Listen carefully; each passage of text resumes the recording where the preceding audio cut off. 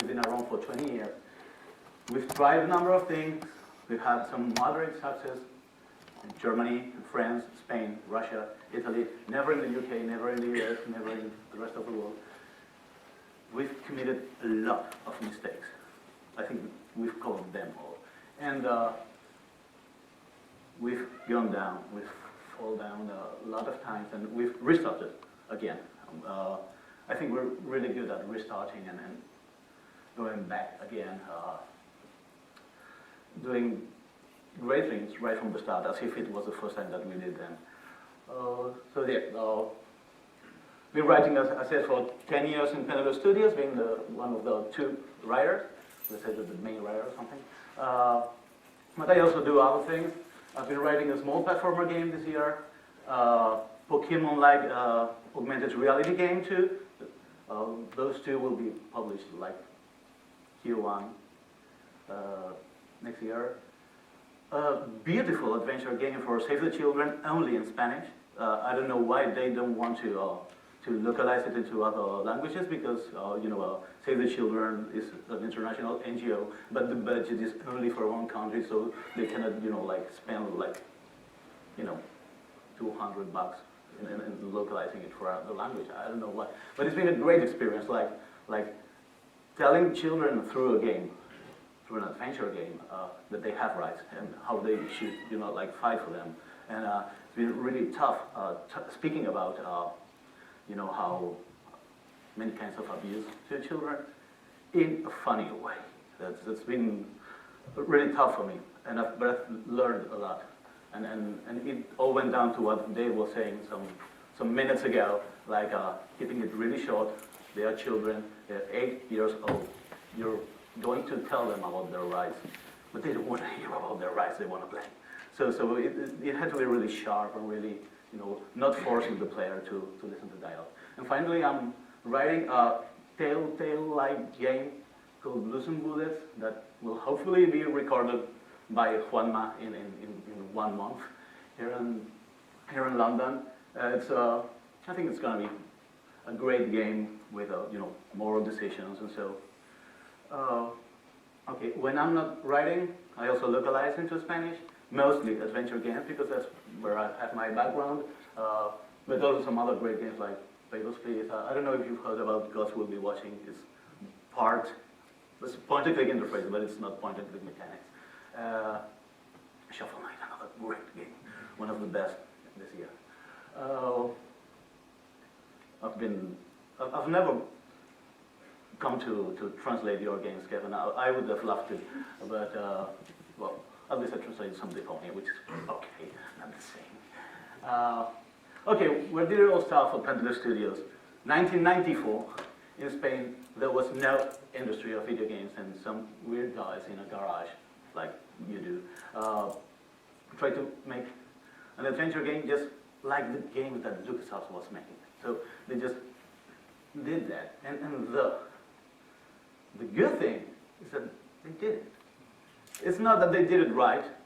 Maybe it was not a great game, but they had the guts to do it. I mean, I think that was the most important thing. There was no engine that they could rely on. There was no AGS, no Wintermute, no Unity, nothing. They had to make everything from scratch. There was no Gamma Sutra they could go to have some more. They didn't even speak English. But they played Monkey Island and said, okay, let's cut that and let's do something with that. And they did it. And they were the first in Spain to make that. And that was really important, because I think that being the first to do something is really necessary, even when you're imitating someone and you're plagiarizing the work of other people. It was basically the same. They loved Indiana Jones, so they put everything that they could, and they even added shadows in letters, which was the only real improvement, maybe. But in that time, we're talking 1994, video games were not so globalized. There were national markets. So there were these producers who said, okay, you can make adventure games like Lucas, and your wages are half the cost. Hey, I will hire you and you will make a game for me and I will get gold out of that. What happened to is that they never thought that they could make another game. It was their last option. And that's something I want to think every time that I start a new game. This will be my last game. I will keep no ideas to myself. I gotta give everything here. Because I don't know if I will have any other chance. The second thing is keep your feet on the ground. They did keep their feet on the ground. There were just 4 people, and they knew what they could do. They did a very short game, but it did the trick. So then they got funds to make a bigger game, and they just made this Hollywood Monsters a game, which is a bigger adventure game with like, I don't know, like 70 or 80 or 90 backgrounds. It's horrible, like 200 inventory items all at the same time. I mean, I hated this game basically because you cannot really do anything. You go to the bed and you start seeing the 100 items there. And how do I do something with these and the 70 backgrounds that I can visit at the same time? And the premise is quite good. It's like what would happen if in the 40s and the 50s in Hollywood, monsters in horror movies were not actors but actual monsters. So, okay, what they did was they doubled their bet, but stayed humble. They knew they were not good as. And then we never tried to do it like, okay, we're great. No, stay humble. We were doing a small Spanish game. But then they made Runaway. That was the confirmation that this company could make things big. It was like 2 years development with money from a Spanish publisher, and it sold like 500,000 copies in Europe, which is absolutely great for a Spanish game. Only, I don't know if you've heard about Commandos from the 80s, it was the only other game which did that. And it was the moment when Pendulo Studios found their voice. It may not be a very philosophical voice, not very deep voice. Actually, Pendulo games are really light-hearted. But they did find their voice. They did something that no one had done before, is the kind of graphics. It may be stupid, but it was where they found what they were good at. And, but let's start with the bad things, with the mistakes. The company who had funded the game was called Dynamic. It broke. It went out of business with the publishing rights, international public rights for Runaway. So Runaway couldn't be published for 1.5 years. They went out of business. Pendulo went out of business. Everybody had to be fired. There was no money. There was nothing. But it was their game. I mean, there are ways. I'm not saying that publishers are bad people. Sorry, but my point is that you can trust the publisher, but please make it clear that it is your game, and never stop thinking that. So eventually they could pay back for everything and regain the game for themselves and publish it internationally, and it was this huge success all over Europe. And then they got the money to make the hugest game ever, which was called Runaway, the Dream of the Turtle, and that has the biggest budget we've ever had at Pendulo Studios, and is the biggest shit we've ever made. It's a horrible game. We grew a lot, that's really great, because they hired like 10 more people. One of those people was me. But we didn't grow sustainably. We didn't know.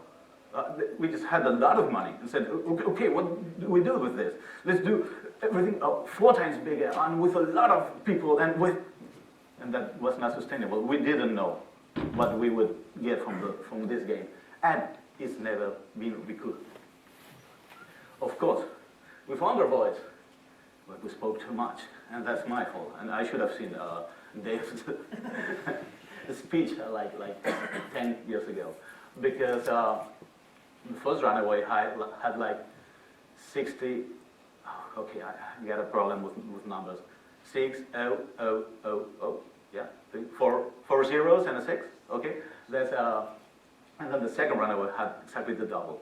And it had to be, by contract, recorded in 5 languages, 6 languages, FX, and Russian, and localized into 13 languages, only subtitles.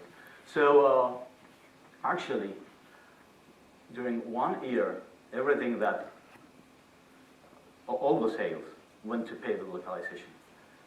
And that was entirely my fault. I did that, yeah. I almost sent a Pendulo into bankruptcy again. On my own. So that's, that's something that you should please take pictures of that. That's important. That's, eventually I learned. One problem that we had is that, of course, Runaway, the first game, was a great success, but it was criticized, of course. And we never stopped to listen to those critics.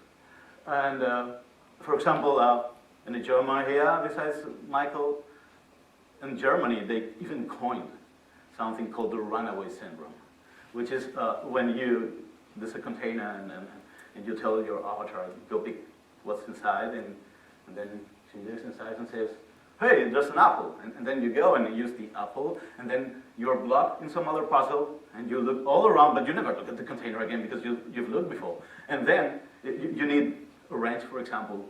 And finally, out of boredom, of desperation, you just go there, and there's the wrench. Oh God, why didn't I took that before? That's bad design for you. And it's called the runaway syndrome, and we did the same in Runaway. We committed exactly the same mistakes we had committed in Runaway, plus a number more. Oh, like me. That's working. So we never listened to players. We never listened to journalists. We never listened to fellow developers. We never listened to anyone. We were so big. We were huge. We had made Runaway 500,000 copies. So that was not being humble anymore. But since Runaway 2 had the lowest Metacritic ever for Pendulo, we listened a lot when we did Runaway A Twist of Fate. What we did was to restart the whole series. So we committed a number of mistakes, big mistakes.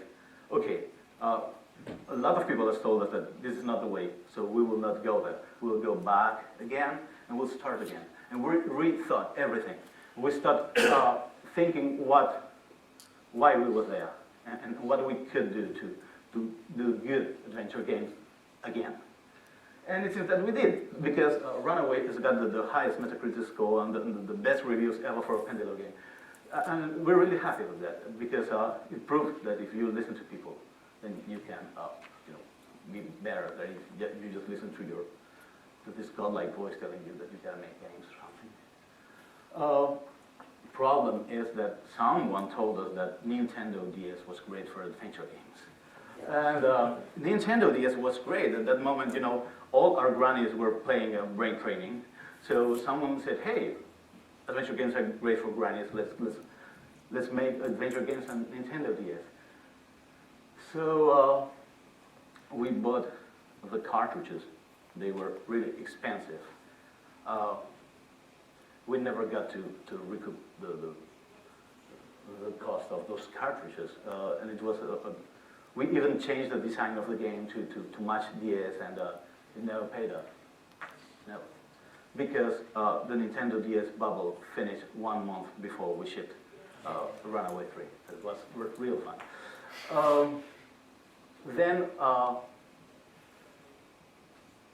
we had very few money, because Runaway 2 had been a big failure. Runaway 3 DS had stolen us of most of our money. So what we did, say, okay, we have this game, Hollywood Monster, that was only released in Spain and Italy.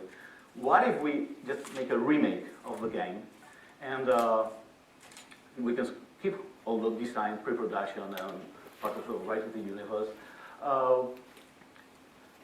Yes, let's do it. I was for 2 months just trying to reverse engineer on the design part the first Hollywood Monsters game, then I came to one conclusion and presented it to the rest of the team, is that the first Hollywood Monster game wasn't good anymore for 2011. So we saw that the kind of puzzles and the kind of the inventory, the design, nothing good. So what we did was to make the whole game again, forgetting about the puzzle, forgetting about the characters. The first game was a bit male chauvinist, you may say, even not in the sense that you hate women or that men think that women are inferior, but you know, when you're a teenager, you don't even know that women exist. So I think that was the point. That was the real mistake. So what we did was we turned the next big thing into a feminist game and a metaphor about feminism and racism too, because we had monsters who couldn't be, you know, like it's like the X-Men. You know, there's people that is different, and then you start telling a tale of racism about them. Okay, so we changed with the times, but I'm not completely sure that we did change in all aspects, because we thought that business hadn't changed, that boxes were really important, and boxes weren't important anymore. So that was another huge failure for us.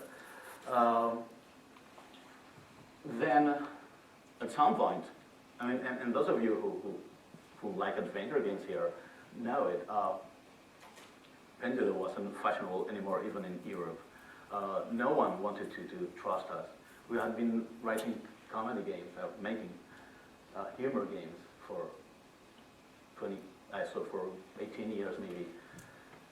So what we had to do was to change completely, to say, hey, we have something completely different for you, so maybe you know you can trust us. And so we did it yesterday, and it's been the first game by Pendulo to be in the US. We got big reviews by Joystick, for example, or Kotaku. We had never achieved that. I'm not exactly sure why, but because maybe we cleaned our image a bit. And that was really great. We start once again, and it was like it was our first game. We couldn't use the comic puzzles anymore.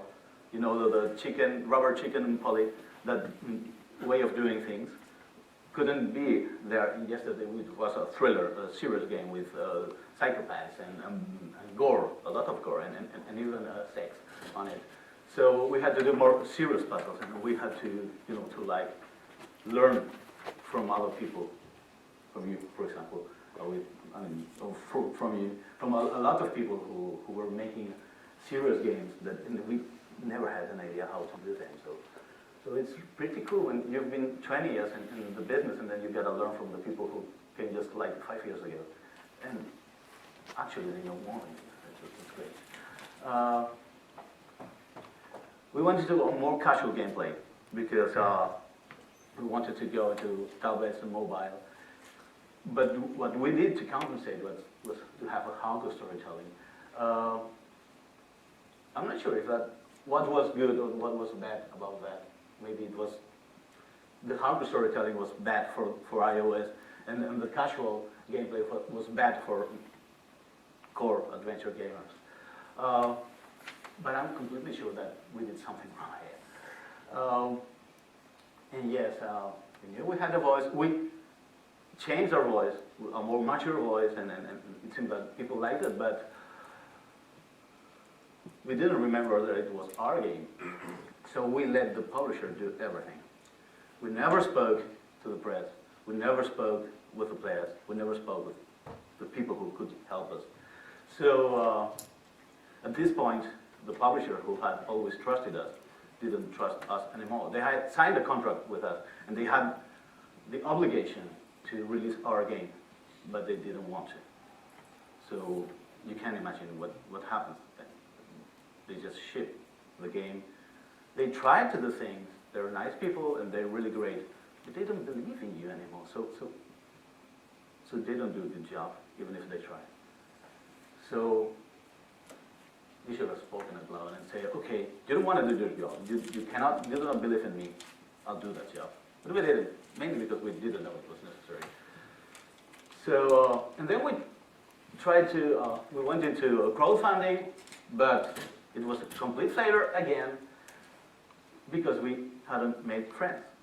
Because we never went to conferences, we never met other developers, we never listened to the players, we never went to the forums of some good websites. We started to do it. And actually, I think that was when I met you and when I met Astrid and I met a lot of people, but it was too late. And of course, we didn't know anymore what we were doing.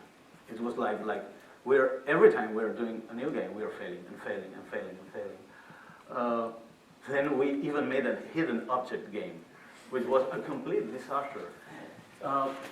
Bulkypix, which was the iOS and Android publisher of this, hasn't even understood why adventure gamers didn't want to reveal the game.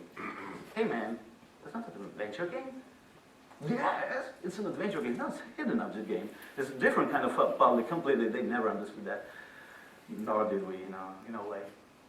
So what we did then, nobody wanted to give us money. We had no money. We had loans. And we ported everything that we had into iOS.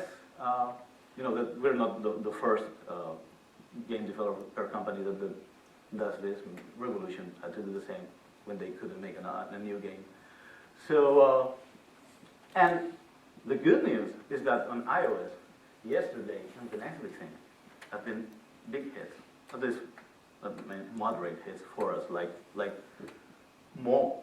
They've earned more money on iOS than on PC, and that's really great news for us. Which means that maybe we were not doing everything wrong. Maybe we were making great games. We were just not doing the business part correctly, maybe.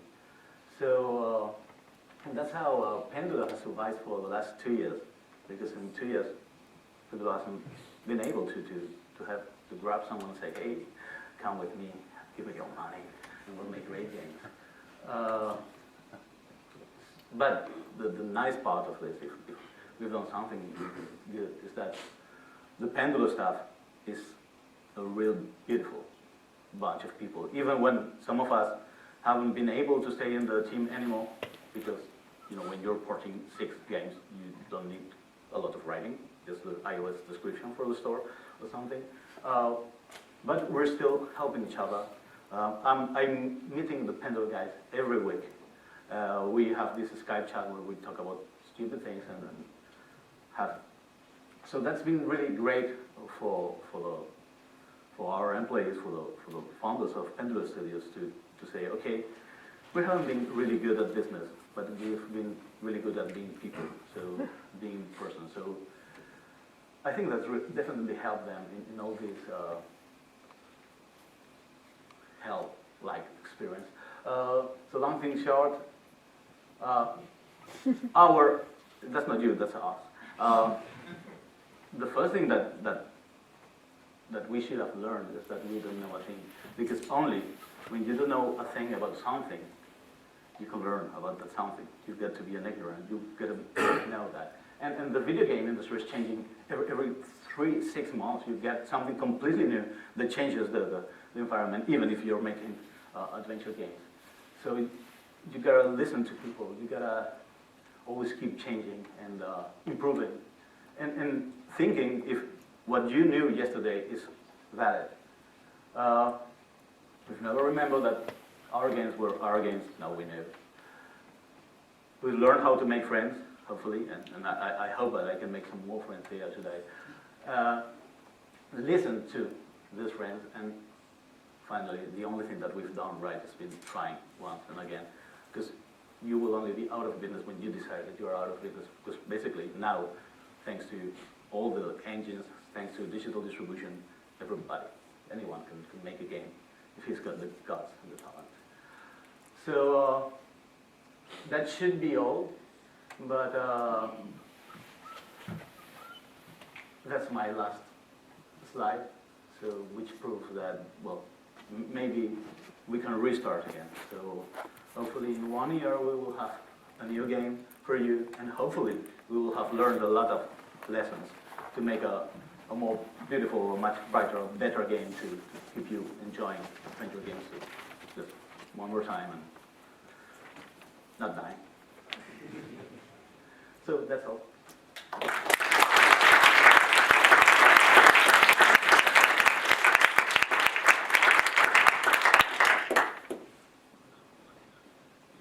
Goodbye. Sorry? Yeah, of course, yeah. The guy with the glasses. You said often that you didn't change with the times. I was wondering if you could talk a bit more about that. In what way do you feel the times have changed since you released the first Runaway? Yeah, for example, when the first Runaway was released in the what they call the cinematic era, when NVIDIA and all the graphic cards had convinced the people and the press that the more polygons that you could move per second, the better the game. So even if we couldn't do that, but we could. The graphic style was the most important thing at that moment. So that's why Runaway was such a big hit. And we've always thought that just by having these spectacular graphics, people would buy it once and again. That was broken when Braid, Limbo, and Fez came into the scene, and then people saw that independent games could change the world, and they changed the world, and we didn't saw that. So we thought, okay, we got this beautiful graphics, and that's all. We don't need to, but that wasn't important anymore. So that our unique selling point was not unique anymore, and was not interesting for anyone. I think that's one of those mistakes. But there are a lot more. Not sure if I want to talk about them all.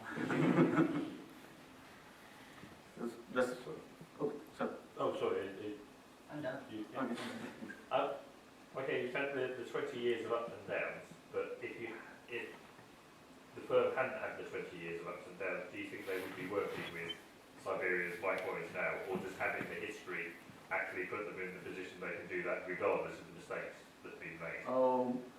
You know, there's these headhunters, you know, looking for people on LinkedIn or something that do only hire people that has lost all the money before, because these people tend to be more cautious, and they have committed a lot of mistakes, so they know they will not repeat those mistakes. They will make new mistakes, of course, but you know, the field is reduced, so there's more chances that they do the right thing. So I think that's why with the micros we may have a good relationship right now, because they know about our mistakes. I mean, I'm not saying anything new here, but they know of our potential, and that we can do great things too. So yes, I think that, and of course, working with microids, I think that will be really great for Pendulo, because we've always worked with great publishers, but that were not developers.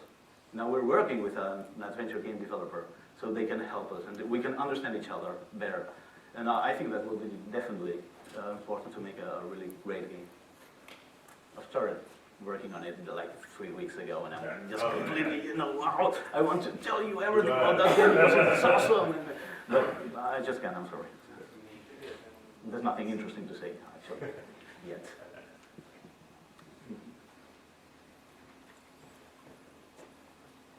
Oh. Sorry, I already went. So if anyone else has a question, you can go before me. Is anyone else? Oh, this. Okay. You said that Runaway sequel, Runaway 2, was really bad on many levels, but if you feel comfortable talking about what you feel was wrong with it, you didn't really go into any detail. I'm just curious on the design level what you felt was wrong with it. Okay, on the design level, there was this Runaway syndrome, for example. Or the content level. There was the big dissociation between the narrative and the puzzles. There were many puzzles that you know, when you feel the puzzles do not belong. They are just there, you know, to make the thing bigger, because we were obsessed with making it bigger. And we forgot that the player has to play. And we had this great animator So we told them to make these long animations. At one point, you want to talk with a waitress, and she's on her back, and then she has to go till there, and every time you say, "Hey, I want to talk to you,"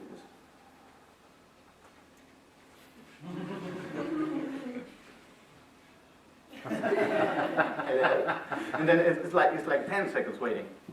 So there was a lot of these things, and also the massive dialogue was a problem. I thought I was really funny, so people would need to read more of my funny jokes, which were not funny, of course. After the second line, as you say, it starts being boring. So I really bored a lot of people. And I did the same that you said that you did. Is I replayed the game and I said, of course, I want to keep everything. Let me get to the gameplay. I want to see the waitress moving. At least there's something changing. I don't know what else. I'm sorry, I don't mean to laugh. And the main thing is that we went it was like 4 years development when it should have been like 2. So at the end, we finished all our money. So Pirates of the Caribbean had just been released. Like I think it was the second part of Pirates of the Caribbean. That doesn't end. It doesn't have a proper ending, just a cliffhanger. So we said, hey, we can do the same. People will understand. Yeah, people did understand. Yeah, no, they didn't, and that was. Hey, I mean, I've paid like $30 or something for this game, and it doesn't even have a proper ending. So people were raised by that too. There are a lot more mistakes. I mean, but it's so huge, the number that I don't remember them all. Yep. Going off on a little bit of a tangent, you talked about the challenges of translating game personally. Like, what was the hardest game for you to translate? Translating Leisure Suit Larry was really difficult for me because it's got a lot. Well, you proofread a lot of it. There were a lot of puns. And, I did it with a wonderful, great Spanish translator, and we even skipped some of them to you told us, hey, there's some fun here. And then Papers, Please was really, really, really difficult because it's, there's all these tiny documents where there's only space for like 7 characters, and then the Spanish is 20% longer than English, at least. Yeah. So how do I put this here? And there were like some images where Lucas Pope had drawn the letters himself. So he said, I don't want to localize that. But I said, no, you need to localize that. If the Spanish people will see this in English, and they will not understand, and you want people to understand this. So basically what I did was writing the localization again, pixel by pixel. So pixelated. Yeah, I translated on Photoshop. Something. But it was great. I mean, I love that. We made a wonderful event with all the Spanish press to present the localization to the press. The first time that the localization has been, been important to people. And I think that's the two more different, for very different reasons. And besides, the Lucas Pope humor is really difficult. He's really sharp and really ironic, and you get a fight for the words. I mean, with Leisure Suit Larry was more adaptation, like culturally changing everything so it made sense in Spanish. Yeah, these two. Yeah. Oh, one. Can we? Oh, thanks. From a business point of view, does translation pay off? I guess it depends on the kind of game. A localization agency will tell you, yes, definitely. They say that 50% of the revenues of a game can come from localized countries, mainly like German, French, Russian, Brazilian, Spanish, Italian, Polish. But it's really difficult. I mean, I've never translated a AAA game. Maybe, like record the number of voices, and I like to work with indie people. Because that's what I am, and I like to to be in contact with the guys who made the game. and sometimes it's really, really difficult to just to implement that localization. Can be really hard for the developer. I think it pays. I was speaking with the Shovel Knight guys like 1 month ago, and they said that they were really, really happy of the localization because it had taken them some time and of course some money, but they were really happy about the new, basically on Steam. And Lucas Pope showed me the day after the Spanish localization was released, and we made that event, the figures of how the Spanish buyers, Spanish players had bought the game. Like it was in the second position right after the US. So it was like, wow, we did it. I mean, it's like, yes, it may pay off, but I can understand when indie developers say, no, I won't localize my game because it's hard. So.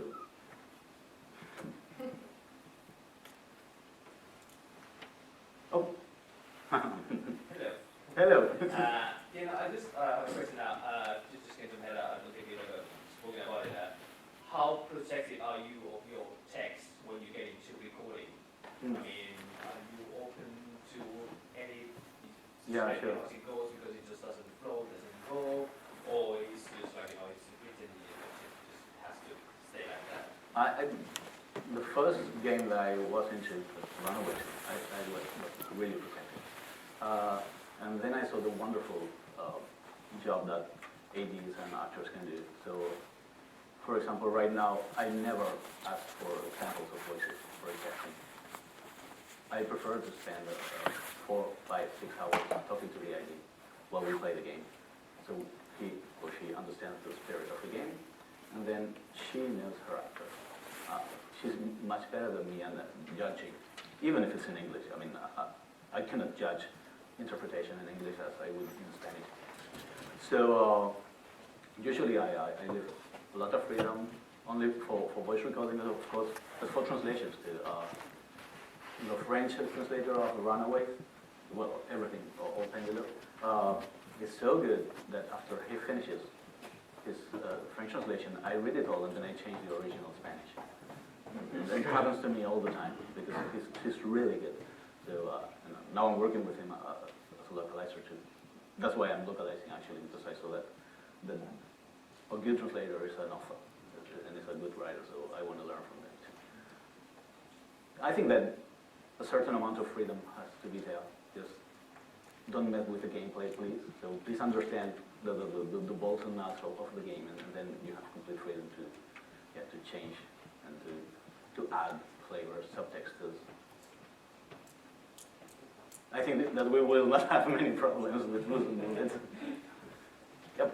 I'd say I really enjoyed the next big thing, and I was curious. You talked a lot about what went right and wrong with Runaway, and when you spoke, you seemed to be very proud of the next big thing.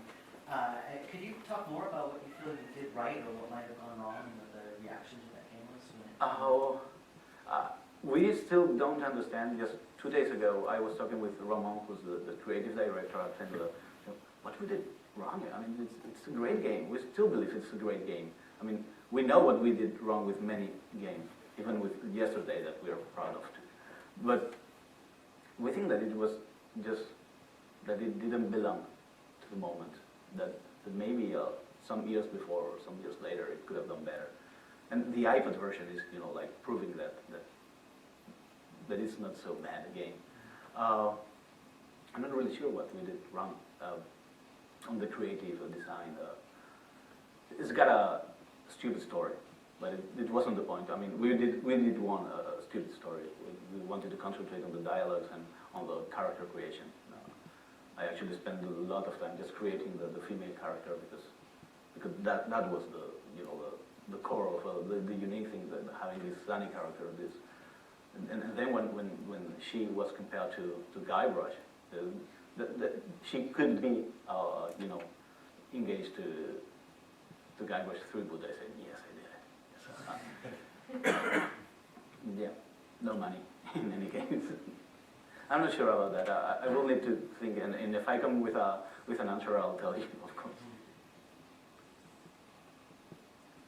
I was wondering about what your thoughts are on naming games, because with the Runaway series and many other games in general, the title gives some kind of context. But try Googling the next big thing and try to find your game. Yeah, that was. It's impossible. That was a big mistake. He's got one mistake there for us. Yeah, it's not unique anymore. Well, with yesterday, I think that it was good because if you type yesterday, you have the Beatles, and then you have Pendulo, which is not really that. So, it's still a very generic name, and in that case it works, but it gives you very little context from the title alone. Yeah, maybe. Then it's a very, I think it's a title that you really understand when you finish the game. So maybe from a marketing point of view, it's not that good. I'm not sure. The next big thing is a horrible game, and I panned it. Yeah. Well, I was drunk. With Ramon. So it's not all my fault. Yeah, usually what we do is like, when we have a publisher, we understand that they know how to do the part of the job, so marketing should be that. Or at least that's how we thought before. Now we think that we gotta be together. Right? So what I did was just like write like 100 different titles. Runaway, Twist of Fate, Runaway, The Paradise, Runaway, Run or Die, I've been one after another and just brainstorming. Then we did a selection and then went to the publisher with 6 or 7 names and they say, okay, this is the good one. Okay. So I'm not sure I will do that anymore. Titles are difficult and I hate them. And I hate naming characters too. It's horrible. Like you can spend 2 days just looking for the right name and it doesn't pay off.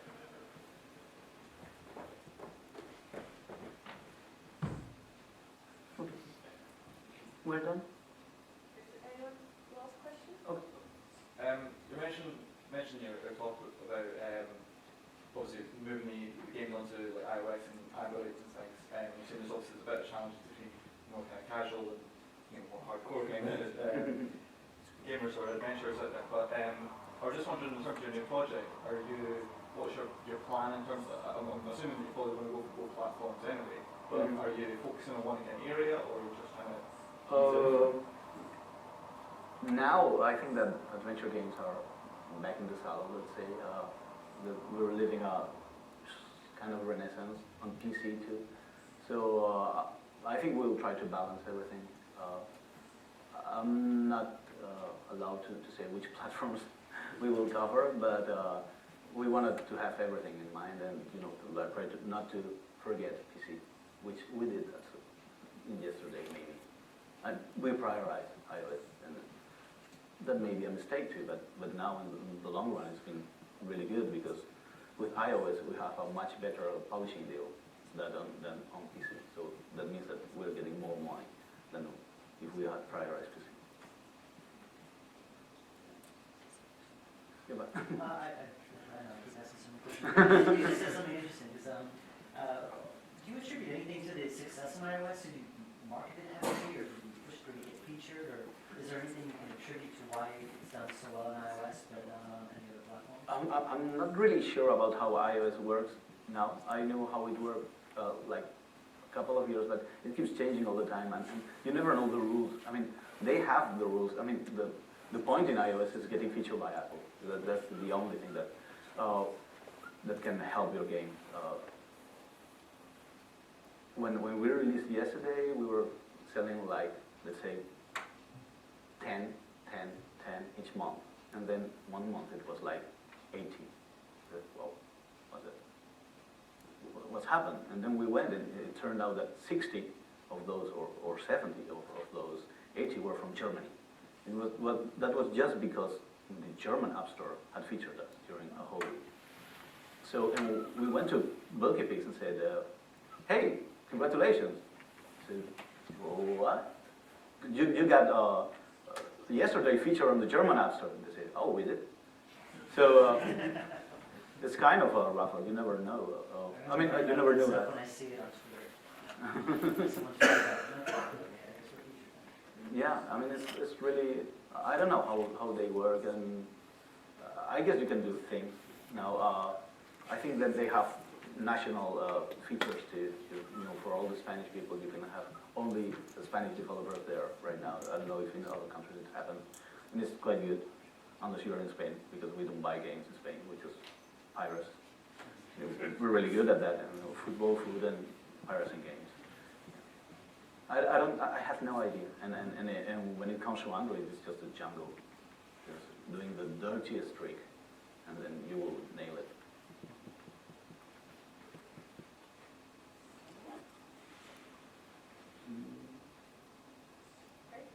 Okay.